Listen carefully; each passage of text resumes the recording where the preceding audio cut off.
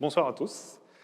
Ce soir, je vais vous parler d'héritage, ou plutôt de la difficulté, justement, d'évoquer ce sujet, que ce soit dans le débat public, dans les débats familiaux aussi, et dans le débat politique aussi, d'un point de vue général. Ce que j'entends par héritage, ce sont donc l'ensemble des transmissions de patrimoine qui ont lieu entre les parents et les enfants le plus souvent, entre les conjoints, des fois avec des degrés plus éloignés de parenté, donc entre frères et sœurs, entre un oncle et un neveu ou une nièce. Et ces transmissions peuvent être faites donc, au moment du décès d'un individu, le plus souvent, ce qu'on appelle l'héritage vraiment, ou du vivant des individus, et ça c'est aussi de plus en plus fréquent, donc par des donations. Et aujourd'hui en France, on fait face à deux grandes évolutions qui s'opposent. La première, c'est qu'on observe un retour très marqué des héritages depuis à peu près une cinquantaine d'années. La seconde, c'est que ce retour, qui est indubitable, passe complètement sous le radar, se fait dans une indifférence qui est quasiment totale, et c'est cette opposition aussi aujourd'hui que je vais essayer de vous présenter déjà et de comprendre avec vous. Donc, la première idée reçue qu'on pourrait avoir, j'ai déjà un petit peu spoilé mon propos, c'est de penser que l'héritage serait seulement du passé, qu'il appartiendrait seulement finalement au roman de Maupassant, de Balzac, au roman du 19e, où à chaque fois la figure du rentier est souvent le personnage central du roman, ou en tout cas l'héritage est un moment important qui va déterminer souvent la trajectoire du personnage. Ce que vous montre ce graphique, même si c'est peut-être pas clair encore pour l'instant, c'est que c'est faux. Dans ce graphique, ce qu'on a fait, c'est donc de décomposer le patrimoine des ménages, c'est-à-dire l'ensemble des biens, donc, soit des biens immobiliers, des actifs financiers, des biens professionnels, donc, qui sont détenus par les ménages français. Et comme vous le savez sûrement, vous avez deux moyens finalement d'avoir du patrimoine, soit en épargnant généralement à partir de votre salaire et en plaçant cet argent, en le faisant fructifier, en faisant des plus-values, etc. Et donc ça peut prendre du temps, ça peut conduire aussi à des moins-values, c'est pas source finalement de réussite.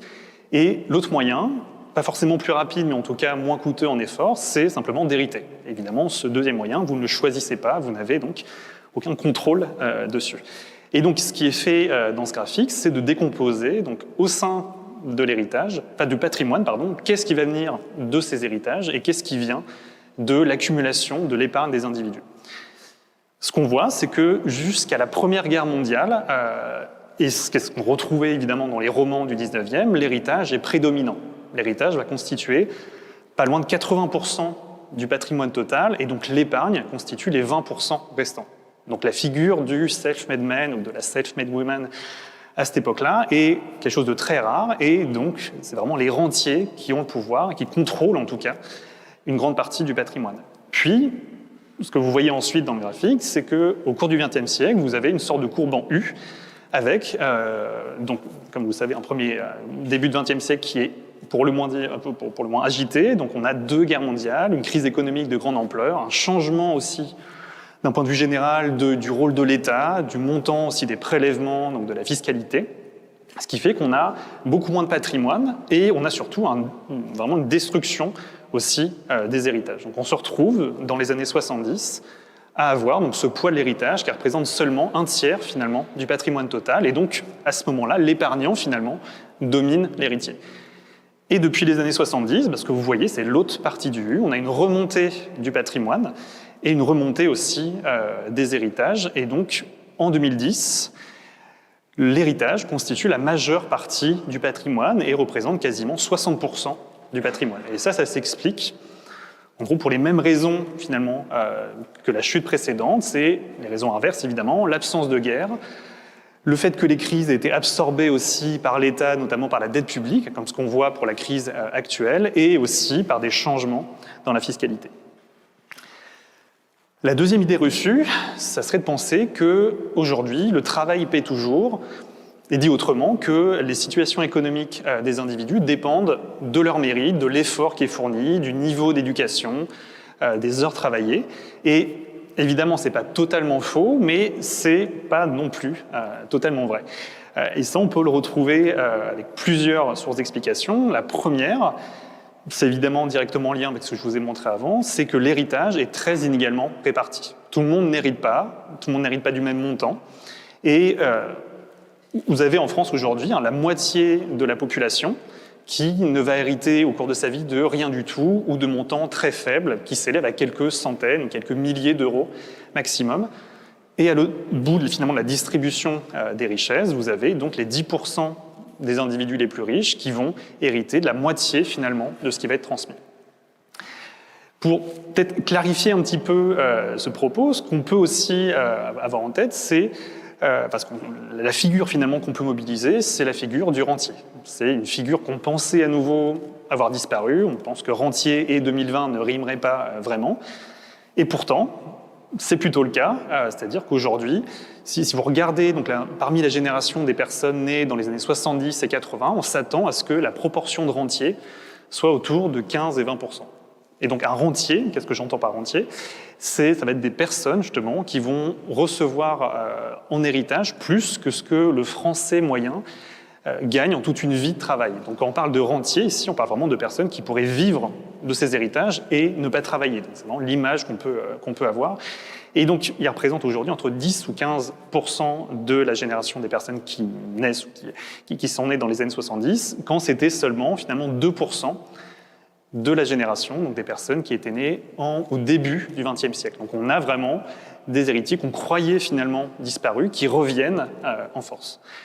Et d'un point de vue plus général, en France, qu'on observe finalement plus que des changements dans le niveau d'inégalité, que ce soit du revenu ou du patrimoine, c'est vraiment un changement dans le rôle finalement que peut jouer le mérite dans la formation des inégalités. C'est-à-dire qu'on retrouve aujourd'hui pour le patrimoine, mais aussi pour l'éducation, des inégalités qui sont de plus en plus en fait reproduites d'une génération à l'autre et de plus en plus héritées et non plus méritées.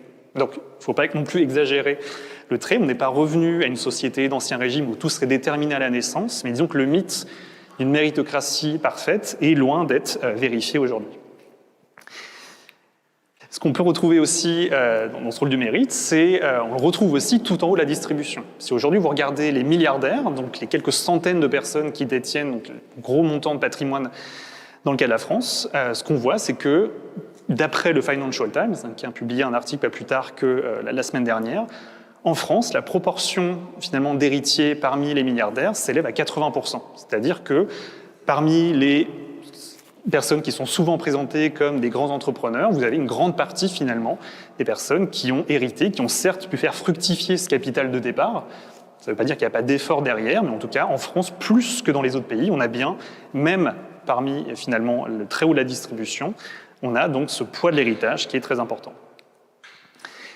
La troisième idée reçue, c'est souvent quelque chose qui est évoqué en économie, ça serait de dire qu'entre inégalité d'un côté et efficacité de l'autre, efficacité ici, ça va être donc les performances finalement économiques d'un pays, ça peut être la croissance économique directement, sa capacité d'innovation, le dynamisme plus général de l'économie. Entre ces deux éléments-là, il faudrait choisir. C'est-à-dire qu'on ne pourrait pas avoir une société à la fois égalitaire et une société performante.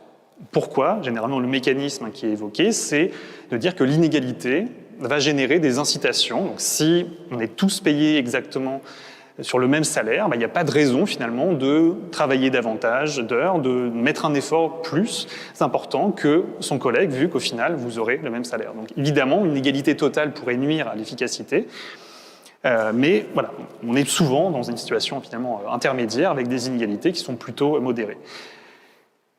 Ça aussi, je vais encore vous décevoir peut-être, mais c'est plutôt faux. C'est-à-dire que ce qu'on voit, c'est que si vous regardez l'histoire économique des pays, donc une histoire assez longue sur plusieurs décennies, voire plusieurs siècles, si vous faites ça dans le cas de la France et dans le cas, par exemple, des États-Unis, ce qu'on retrouve, c'est qu'on a donc des inégalités. Donc les périodes plutôt d'inégalités très fortes sont aussi des périodes pendant lesquelles la croissance a souvent été plus faible. Et à l'inverse, des périodes d'inégalité, pas forcément plus modérées, conduisent le plus souvent à des niveaux de croissance économique plus élevés. D'accord ? Donc, c'est compliqué dans ces études-là de savoir qui cause quoi, d'accord ? Quel est vraiment le sens de la causalité entre les deux, mais ce qu'on trouve en tout cas, c'est que le lien entre les inégalités et l'efficacité n'est pas si clair que ça.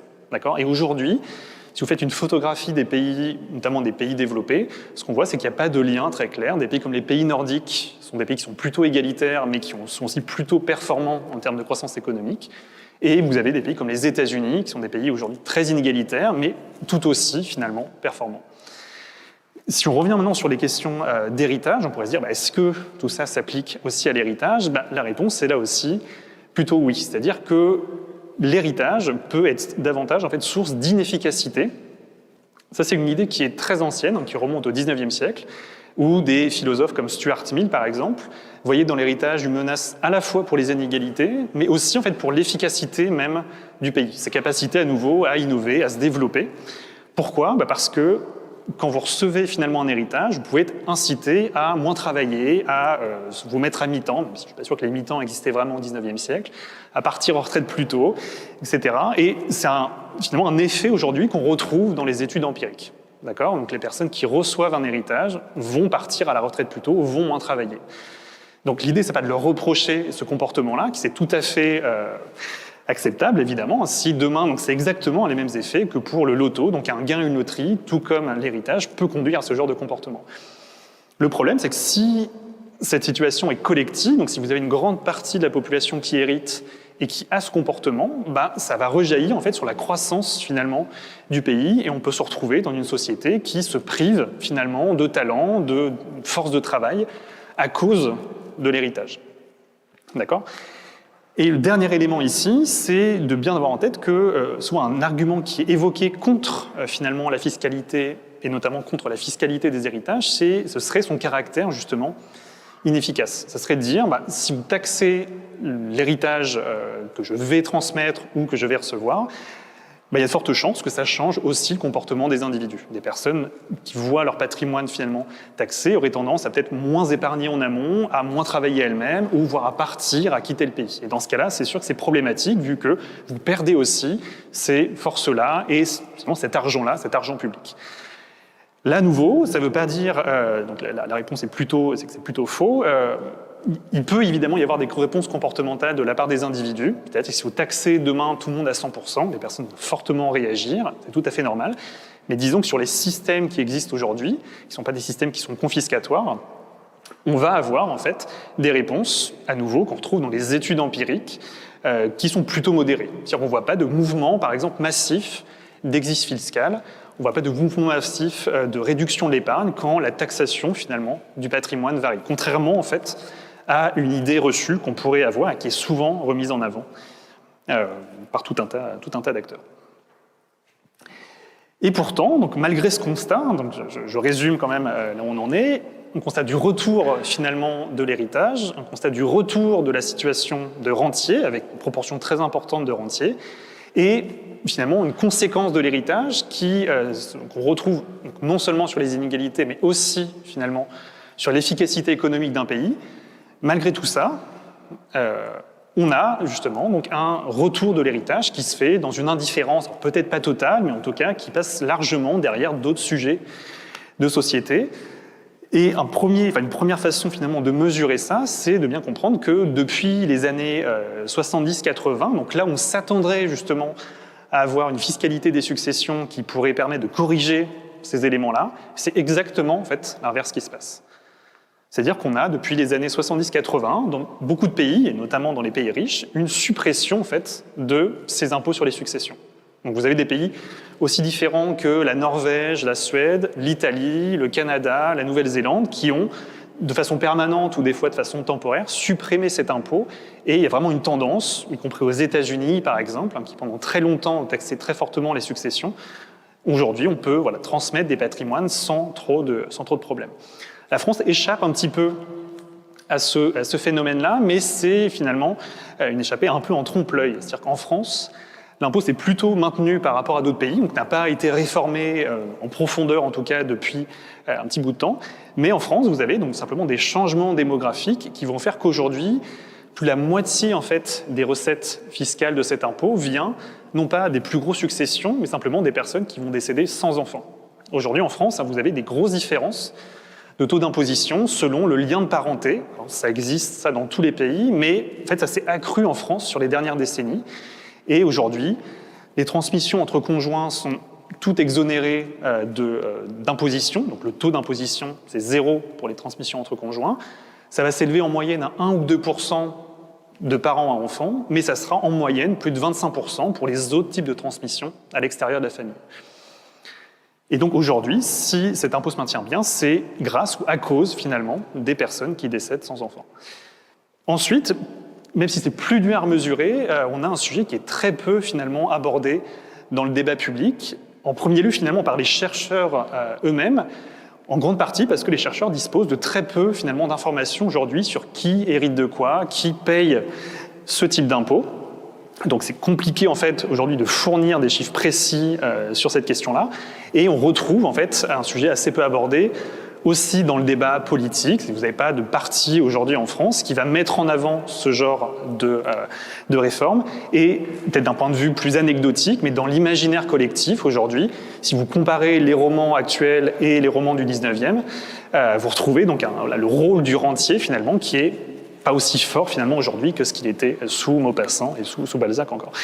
Et surtout, quand débat il y a, le débat tourne souvent au dialogue de sourds, parce que les arguments évoqués par les partisans d'une réforme fiscale et ses opposants, souvent vont jouer sur des arguments qui sont complètement différents.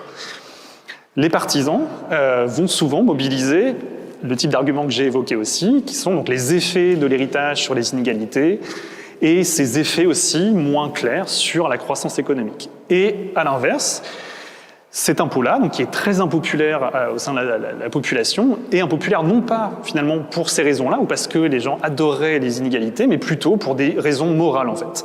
Aujourd'hui, la principale opposition qui va avoir lieu face à cet impôt, c'est de dire que c'est un impôt qui va générer des conflits au sein de la famille, qui intervient au moment d'un décès, donc au moment du deuil, donc c'est une forme de taxation de la mort finalement. C'est une taxation qui va imposer finalement des transmissions entre parents et enfants qui sont motivées par l'altruisme parental. Évidemment, on ne peut pas écarter ces arguments d'un revers de la main, mais on voit très bien qu'on ne se place pas forcément sur la même dimension, avec une dimension économique d'un côté et une dimension morale de l'autre. On pourrait se dire finalement qu'on est dans ce qui ressemble fortement à une impasse. Est-ce qu'on l'est pour autant? Donc, j'ai 3 nouvelles à vous annoncer. La première, elle est plutôt mauvaise, c'est qu'on ne peut pas décréter comme ça une sortie d'impasse. On ne peut pas décréter qu'un débat ait lieu ou qu'un débat de bonne qualité ait lieu. On ne peut pas modifier forcément les arguments des individus. La bonne nouvelle, c'est qu'on peut quand même les informer. C'est-à-dire que ce qui a été montré dans des expériences, notamment en Suède, c'est quand vous donnez la bonne information aux individus.